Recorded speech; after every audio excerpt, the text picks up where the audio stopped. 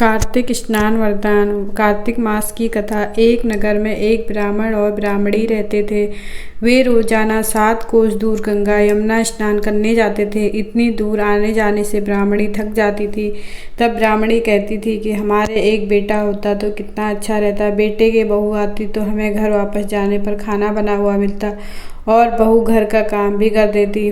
ब्राह्मणी की बात सुनकर ब्राह्मण ने कहा कि तूने बात तो सही कही है, चल मैं तेरे लिए बहू ला ही देता हूँ।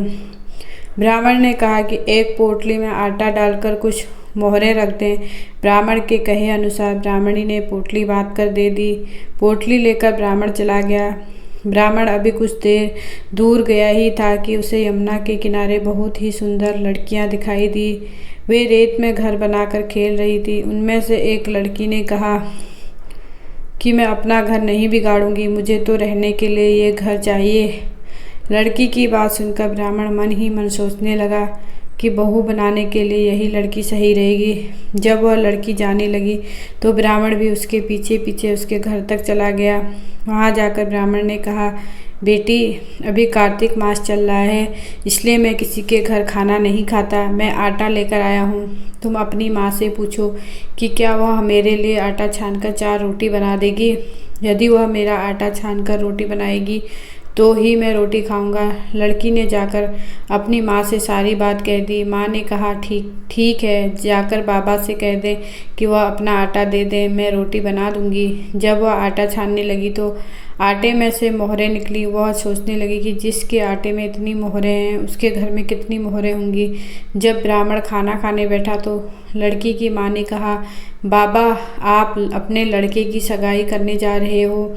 तब ब्राह्मण ने कहा कि मेरा बेटा तो काशी में पढ़ने गया हुआ है, लेकिन यदि तुम कहो तो खाण कटोरे से विवाह करके तेरी बेटे को अपने साथ ले जाऊं। लड़की की माँ ने कहा, ठीक है बाबा, और खाण कटोरे से शादी करके ब्राह्मण के साथ भेज दिया। ब्राह्मण ने घर आकर कहा, रामू की माँ दरवाज़ा खोल, मैं तेरे लिए बहू लेकर आया हूँ। ब्राह्मणी बोली, दुनिया ताने मारती थी, अब आप भी मारने लगे। हमारे तो 7 जन्म तक कोई बेटा बेटी नहीं है तो बहू कहाँ से आएगी। ब्राह्मण ने कहा कि तू दरवाज़ा खोल कर तो देख। जब ब्राह्मणी ने दरवाज़ा खोला तो सामने बहू को खड़ी देखा। उसने बहू का स्वागत किया और आदर सत्कार से अंदर ले गई। अब ब्राह्मण स्नान करने जाते तो बहू घर का सारा काम करके और खाना बनाकर रखती। वह उनके कपड़े धोती और रात को पैर भी दबाती। इस तरह काफ़ी समय बीत गया। ब्राह्मणी ने अपनी बहू से कहा कि बहू कभी भी चूल्हे की आग मत बुझने देना और मटके का पानी ख़त्म मत होने देना। एक दिन चूल्हे की आग बुझ गई। तब बहू भागी भागी अपनी पड़ोसन के पास गई और कहा कि मेरे चूल्हे की आग बुझ गई है, मुझे थोड़ी आग चाहिए। मेरे साथ ससुर सुबह 4 बजे से गए हुए हैं, वह थके हारे आएंगे, इसलिए मुझे उनके लिए खाना बनाना है। तब पड़ोसन ने कहा कि तू तो बावली है, तुझे यह दोनों मिलकर पागल बना रहे हैं, इनके कोई बेटा नहीं है। बहू ने कहा, नहीं ऐसा मत बोलो, इनका बेटा तो बनारस काशी में पढ़ने गया हुआ है। तब पड़ोसन ने कहा कि यह तुझे झूठ बोल कर लाए हैं, इनके कोई बेटा नहीं है। अब बहू पड़ोसन की बातों में आ गई और कहने लगी कि अब आप ही बताओ मैं क्या करूं। पड़ोसन ने कहा कि करना क्या है, जब तुम्हारे सास ससुर आए तो जली फूकी रोटियां बना कर देना और बिना नमक की दाल बना कर देना। खीर की कड़छी दाल में और दाल की कड़छी खीर में डाल देना। वह पड़ोसन की सारी सीख लेकर घर आ गई। जब उसके सास ससुर घर आए तो उसने ना तो उनका आदर सत्कार किया और ना ही उनके कपड़े धोए। जब उसने सास ससुर को खाना दिया तो सास बोली, बहू आज यह रोटियां जली फूकी क्यों हैं और दाल भी अलूनी है।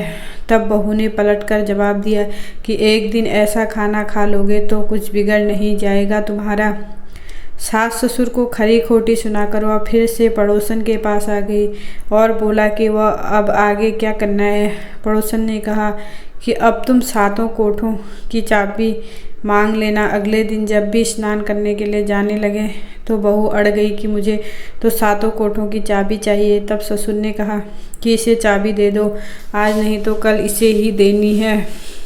तब सास ने बहू को चाबी दे दी। सास ससुर के जाने के बाद जब बहू ने दरवाजे खोले तो देखा कि किसी में अन्न भरा है, किसी में धन भरा है और किसी कोठे में बर्तन पड़े हैं। जब उसने सबसे ऊपर का 7वां कोठा खोला तो देखा कि शिव जी, पार्वती माता, गणेश जी, लक्ष्मी माता जी, पीपल पथवारी, कार्तिक के ठाकुर, राई दामोदर, तुलसा जी का बिड़वा, गंगा यमुना व 33 कोटि देवी देवता विराजमान हैं। वहीं पर एक लड़का चंदन की चौकी पर बैठा माला जप रहा है। यह सब देखकर उसने लड़के से पूछा कि तू कौन है? तब लड़का बोला कि मैं तेरा पति हूँ, अभी दरवाज़ा बंद कर दे, जब मेरे माता पिता आएंगे तब दरवाज़ा खोलना। यह सब देखकर बहू बहुत खुश हुई और 16 श्रृंगार कर सुंदर वस्त्र पहनकर अपने सास ससुर का इंतजार करने लगी। उसने अपने सास ससुर के लिए अच्छे अच्छे पकवान बनाए। जब उसके सास ससुर घर पर आए तो उसने उनका आदर सत्कार किया और प्रेम पूर्वक खाना खिलाया और पैर दबाने लगी। पैर दबाते दबाते बहू ने कहा कि माँ, आप इतनी दूर गंगा यमुना स्नान करने के लिए जाती हो तो आप थक जाती हो, इसलिए आप घर पर ही स्नान क्यों नहीं करती हो? यह सुन सास कहने लगी कि बेटी, गंगा यमुना घर पर तो नहीं बहती है। तब उसने कहा, हाँ माँ जी, बहती है, चलो मैं आपको दिखाती हूँ।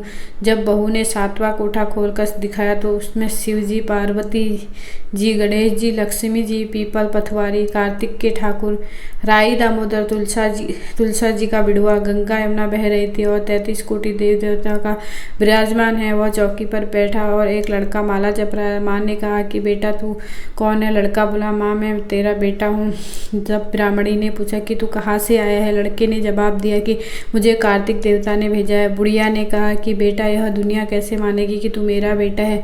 बुढ़िया ने कुछ विद्वान पंडितों से मदद मांगी। पंडितों ने कहा कि इस बार बहू बेटा खड़ा हो जाए और उस बार बुढ़िया खड़ी हो जाए। बुढ़िया ने चमड़े की अंगियां पहनी हो और छाती में से दूध की धार निकलकर बेटे की दाढ़ी मूछ भीगे और पवन पानी से गठजोड़ा बंधे, तब माने कि यह बुढ़िया का ही बेटा है। उसने ऐसा ही किया। चमड़े की अंगियां फट गई और छाती में से दूध की धार निकलकर बेटे की दाढ़ी मूछ भीग गई। पवन पानी से बहू बेटे का गठजोड़ बंध गया। यह सब देखकर ब्राह्मण और ब्राह्मणी की खुशी का ठिकाना ना रहा। हे कार्तिक के ठाकुर, जैसे ब्राह्मण और ब्राह्मणी को बहू बेटा दिया वैसे सबको देना। कार्तिक मास की कथा कहने, सुनने और हुंकारा भरने वाले सब पर कृपा करना। यह थी कार्तिक मास की कथा। हम आशा करते हैं कि आपको कार्तिक मास की कथा पसंद आई होगी। धन्यवाद। अगर आपको हमारी ये कहानी पसंद आए तो लाइक, शेयर, सब्सक्राइब करना ना भूलें। Thanks for watching.